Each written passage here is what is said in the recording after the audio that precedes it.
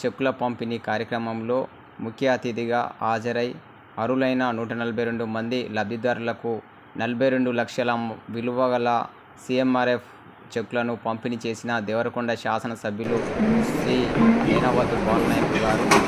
ఈ మంజుల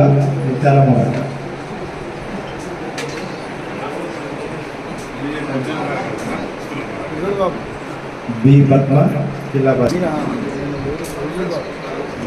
జే స్వప్న జర్పుల తండ జే స్వప్న.